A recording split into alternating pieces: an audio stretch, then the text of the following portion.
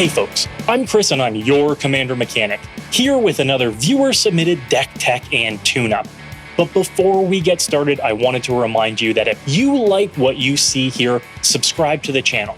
That way you can see everything that we do, from deck techs and tune-ups through to Philosophy Fridays and do-a-brews with cool guests. With that said, let's take a look at what's in the workshop today. Viewer One Glove writes, "Please take a look at my Winota deck. Please make Boros good." Well, One Glove, you ask a lot of me. I can make the deck function, but it's going to take a bunch of new cards to make Boros good. Winota is an interesting commander.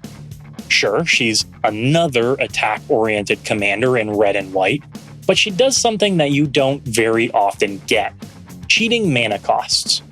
That attack trigger can net you some major value, but it requires some real math put into your deck. Also, note that Winota doesn't trigger her own ability, so it'll serve us best if we treat Winota more like an enchantment than a creature. She won't be attacking very often on her own in order to keep our value engine online. Your deck includes some great starting points. Some small non-creature spells like Legion's Landing, Legion Loyalist, and Mog War Marshal, along with some great human creatures to hit with Winota's trigger, like Pia and Kirin, Darien King of Kaldor, and Angrath's Marauders. But there's something about the math that's off. To make the most of Winota, you're going to need to pay close attention to your card balance and mana curve. You want non-humans and ramp in the 1, 2, and 3 casting cost spots, and you want all the big, booming humans and utility spells in the 5, 6, and 7 spots. The 4 casting cost spot, of course, is for Winota. I really like your artifact mana package here. You've gone for classics like Boros Signet, Arcane Signet, and Talisman of Conviction, while also including Marble Diamond, Mind Stone, and Fire Diamond. Perfect. I would ditch the Gilded Lotus and Commander Sphere in favor of upping your lands though. 33 is just too few for where your curve is at. So to get this engine really humming, what we want to do is ensure your low casting cost creatures are non-human, and some of your support spells make non-human tokens. Raise the Alarm is amazing here, because as an instant, you can do it at the end of an opponent's turn, or to make surprise blockers. Secure the Waste is another great option, as it makes non-human warriors at instant speed. White Sun Zenith, along the same lines, makes creatures at instant speed, albeit costs a little bit more. The real early all-stars will be Goblins, Krenko Tin Street Kingpin, Goblin Rabble Master, and Legion War Boss, which all help make more goblins. This will ensure that when you attack, and Winota's out, you're getting to flip the better part of your deck. And here's where the math comes in. Winota flips the top 6 cards of your library. Mathematically, in order to ensure you hit a human, you need at least 17 humans in your deck. Each one beyond that just increases the odds of a flip netting you another creature. The humans you have in here are really decent. Knight Captain of Eos, Lena Selfless Champion, and Silverwing Squad are all bomb hits off of Winota triggers.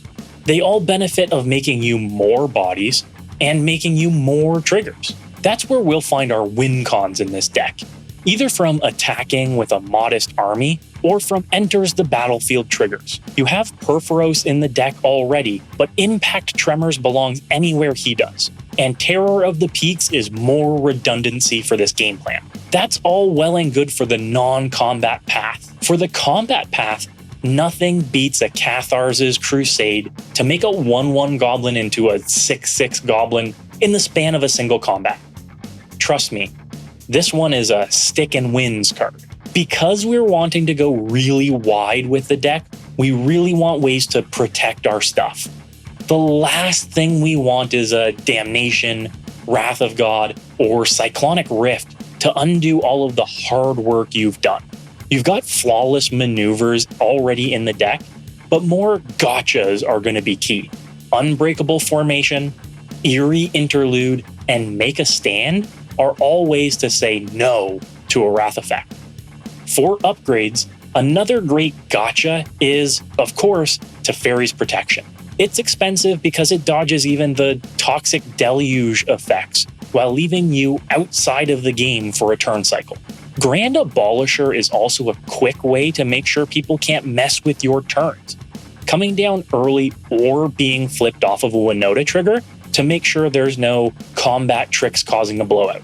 Lastly, though the cards may not be expensive on their own, I'm making a recommendation for extra combat spells in this section.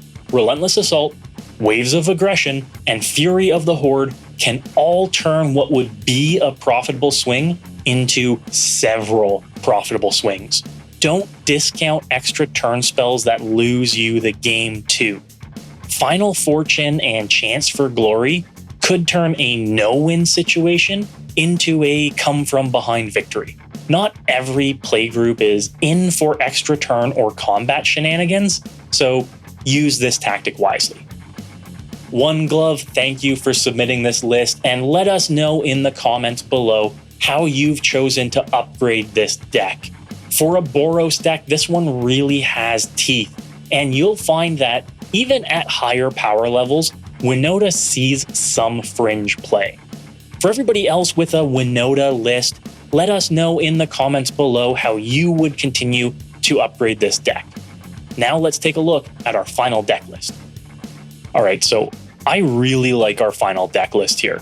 Sure, it's Boros, and Boros has its problems, but really you're circumventing some of the weaknesses in Boros with Winota's ability.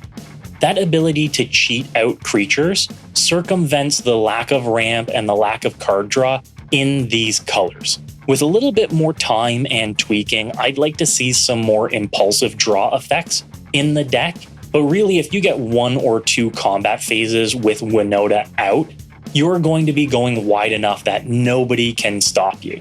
Your little goblins are really key here. And your backup plan if Winota starts costing 6 or 8 mana is to go wide and get the Enter the Battlefield triggers off of Impact Tremors, Perforos, or Terror of the Peaks. These are really going to be key because even without Winota, or even with Winota, being able to get 3 or 4 ETB effects per combat step is going to whittle down opponents very, very quickly. Some of the humans I've included in the deck are really tricksy Enter the Battlefield effects too. Being able to take advantage of a seasoned Pyromancer entering the battlefield and making elemental tokens or netting you some rummaging effects is great utility. Palace Jailer as well not only gets to exile a creature, but makes you the monarch, and that way you get some extra card draw at the same time. Apart from that, being able to make tokens when a human enters the battlefield with Pia and Kieran or Silverwing Squadron, they're really going to be big benefits here. One Glove, I hope you find this tune-up has notched up the power level on this deck, and I hope that we've really redeemed Boros with this build. Let us know, everybody, in the comments below what you think of this final deck list. And as always, folks, good luck and have fun. A big shout out to all of our patrons this month, and special shout outs go to our Lodestone Golems, Ben Frayne, Will Briggs, Sterling Langford, and Ben Davis, and our Metalwork Colossi, Nick Cooper, Charles Olson, Austin Charlotte, Drew Ellis, and Baby Hades. Thank you, all of you. We couldn't do this without you. All advice in this video is advice only. Commander is about having fun your way. Don't let anybody tell you how to play EDH.